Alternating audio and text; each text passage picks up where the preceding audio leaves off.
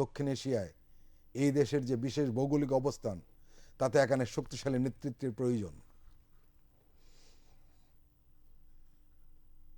আন্তঃরাষ্ট্রীয় সম্পর্কে তিনি হেলে পড়া কূটনৈতিক মডেলের বিপক্ষে ছিলেন।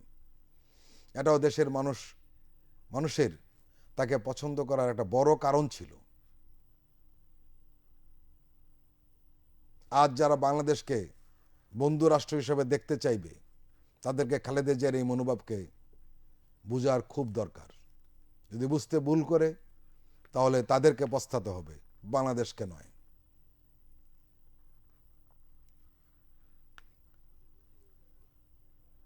আমরা শুরুতে বলছিলাম যে খালেদা জিয়া বারবার বলতেন বাংলাদেশের বাইরে তার কোনো ঠিকানা নেই। এই উক্তির ভেতর যে রাজনৈতিক আদর্শ, সাহস ও শক্তির প্রকাশ রয়েছে, কার্যত সেটাই বাংলাদেশ। তিনি বাংলাদেশের মতোই দক্ষিণ এশিয়ার সাহসের প্রতীক ছিলেন। কোনো রাজনৈতিক বিশ্লেষক বলছেন বেগম খালেদা জিয়ার এই যে সাহস, এরকম সাহসই বাংলাদেশের অস্তিত্বের শর্ত।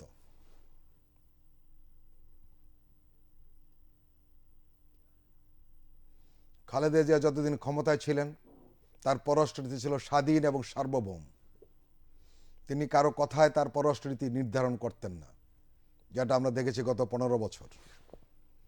বাংলাদেশের নিজস্ব পররাষ্ট্র নীতি বলতে কিছু ছিল না। কোনো একটি দেশের অঙ্গুলি হেলনে বাংলাদেশের পররাষ্ট্রনীতি নিয়ন্ত্রিত হতো।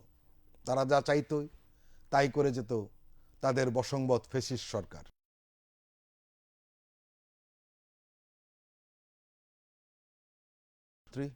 ধর্ম উপদেষ্টা হয়েছেন।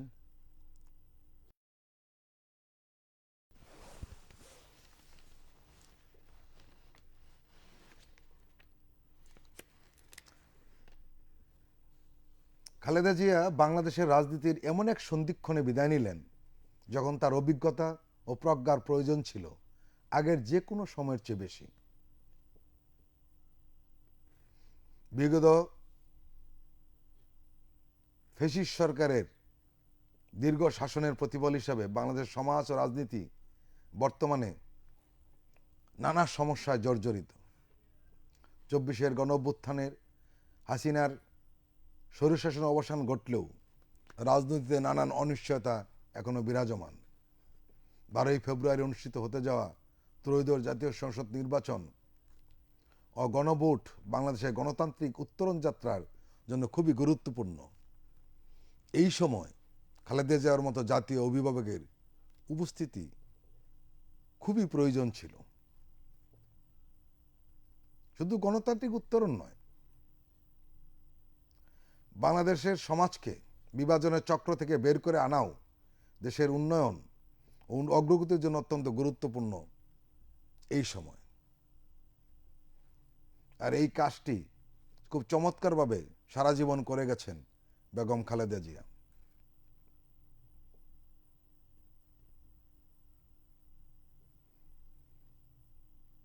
বাংলাদেশের এই যে রূপান্তরকালীন সন্ধিক্ষণ, ঠিক এই সময়ে খালেদা জিয়ার শূন্যতা জাতি প্রবলভাবে অনুভব করছে।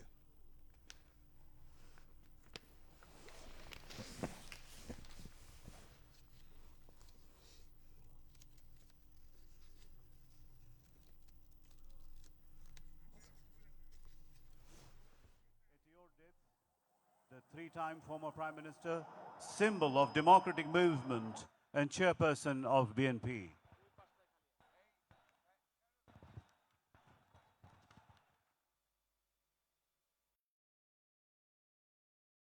Passing away of Begum Khaleda Zia, the nation has lost a great guardian. The whole nation is deeply saddened and grief is stricken by your death. Begum Khaleda Zia was not merely the leader of a political party, she represented an important chapter in the history of Bangladesh.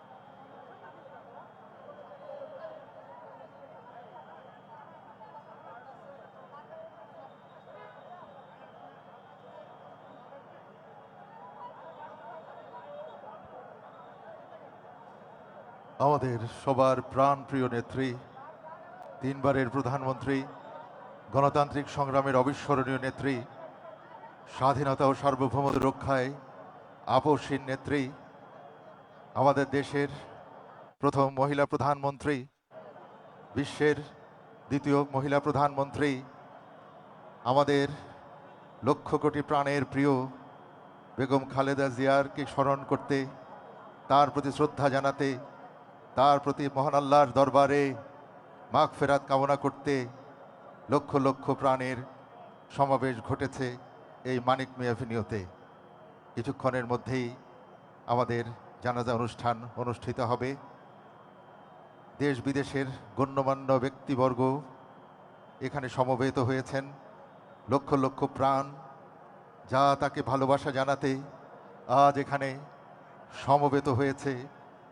এমন একটি অবস্থান থেকে আমরা আশা করছি আমরা সবাই সারিবদ্ধভাবে দাঁড়াবো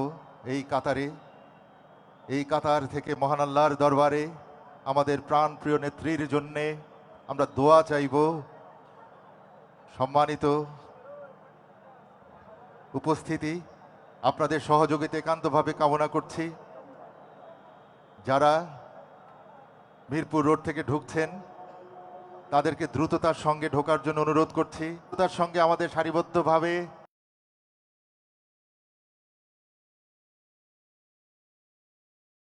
সবার সহযোগিতার জন্য অনেক ধন্যবাদ এবং তাদেরকে প্রবেশ করতে দিন। আবারও